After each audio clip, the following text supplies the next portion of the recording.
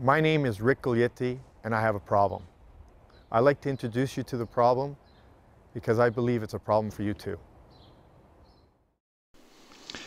Good evening, bonsoir, and welcome to the virtual press conference of the International Agency for Research on Cancer. My name is Nicolas Gaudin, and I'm the head of communications for IARC. Here in Lyon, the working group has been meeting to assess the carcinogenic hazards associated with exposure to radio frequency electromagnetic fields and has just finished their evaluations. I'm pleased to have with me here in the IARC studios Dr. Jonathan Samet. Thank you, and I'll hand over to Dr. John Samet. Thank you, and good evening. I'm going to briefly summarize the work of a group of 31 international scientists carried out over the last 8 days here in Lyon. The working group classified radio frequency electromagnetic fields as possibly carcinogenic to humans. The nature of these fields as they come from various devices, including wireless phones. So I think with that summary, I'll turn things back to you and your questions. Thank you, Dr. Samet. Next, Jeff Waters from Australian Broadcasting. There hasn't been any mention so far as I've heard, of telephone towers, mobile telephone towers, and their effects on human health. Should we conclude that mobile telephone towers are also included in the possible risk? The designation for Group 2B is radio frequency electromagnetic fields. That is unspecified as to source, so the Group 2B classification would have broad applicability to sources with this type of emissions. This is an Apple iPhone. Let's use our radio frequency meters to measure the microwave radiation coming off of this iPhone. It's averaging about 15,000 microwatts per square meter at a distance of approximately 1 to 2 inches.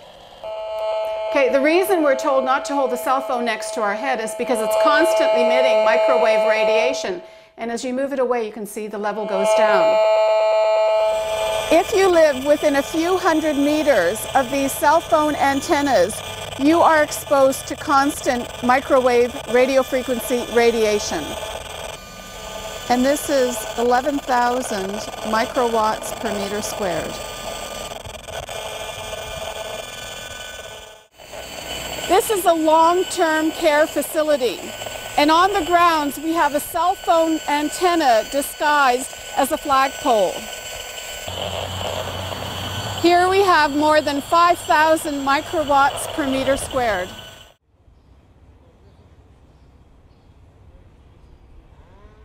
My name is Rick Guglietti. I'm a owner of a property right here on Balsam Drive, and next door to me is the Bell Center. This transmitter that they put up there is about 20 meters away from my bedroom, which is just up here, and my kids' bedroom is just over here, and they're exposed to this radiation all night when they sleep. So this location being the closest proximity to the transmitter, we're going to see the highest readings here. So we're getting readings between 5 and 8,000 microwatts per square meter, and the exposure in this bedroom would be the highest of the whole home, I would imagine. This house was built for the safety of my children and my wife and my family, and I don't believe I'm safe here. Dr. Jennifer Armstrong specializes in environmental medicine. The big thing with kids is they're more vulnerable. Why? Children are more vulnerable. Their skulls are thinner.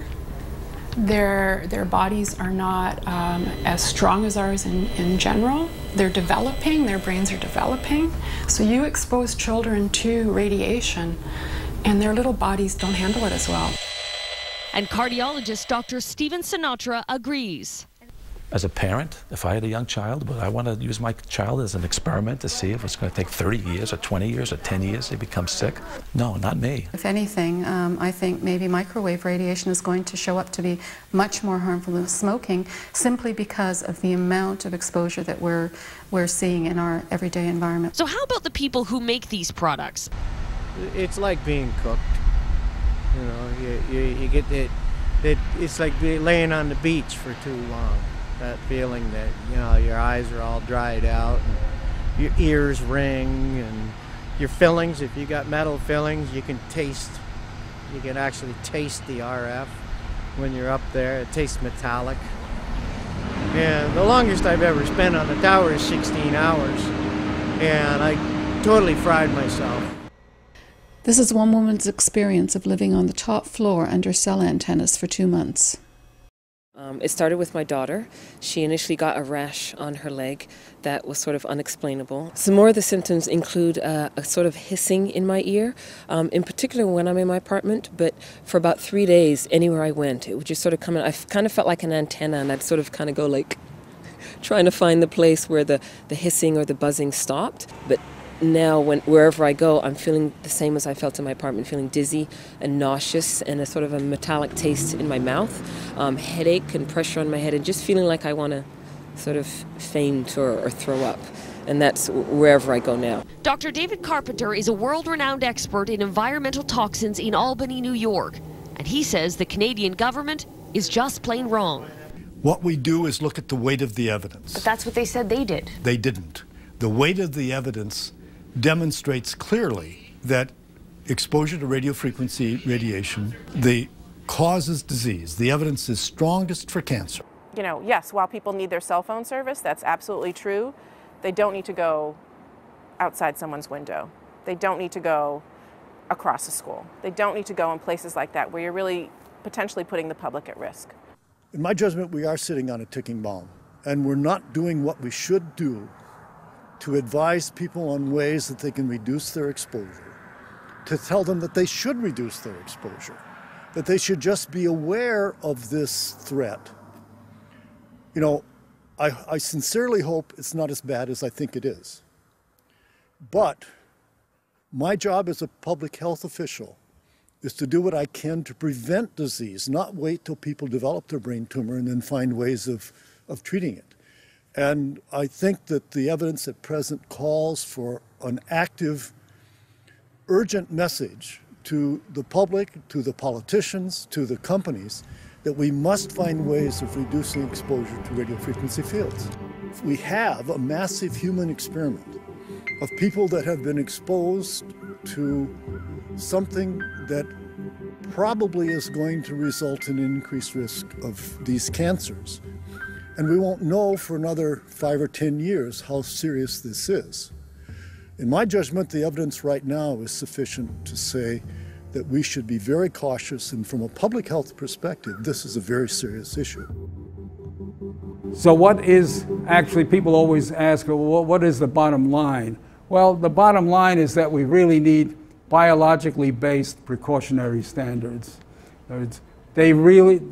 People have to look at the biology that is now known and make adjustments to what we consider safe, a safe level. And we gave values in the Bioinitiative report, and I put down the values here. You see, basically, the values that we recommend as target values are micro as opposed to milli, a factor of approximately 1,000. Health Canada sets the limit at 10 million microwatts per meter squared.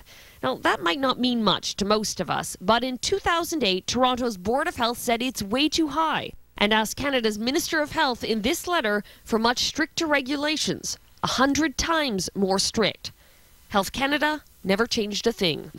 So you're saying that their science is faulty, or their analysis of the science is faulty? Their science is faulty, and certainly their analysis is faulty. Why choose to ignore that? How does that possibly benefit them? When you acknowledge you have a problem and you're a government agency, you have to do something about it. This is a very serious issue of which we don't have the answers, and we're not doing anything about it, not even studying it. In the United States today, there is not one study going on. Zero.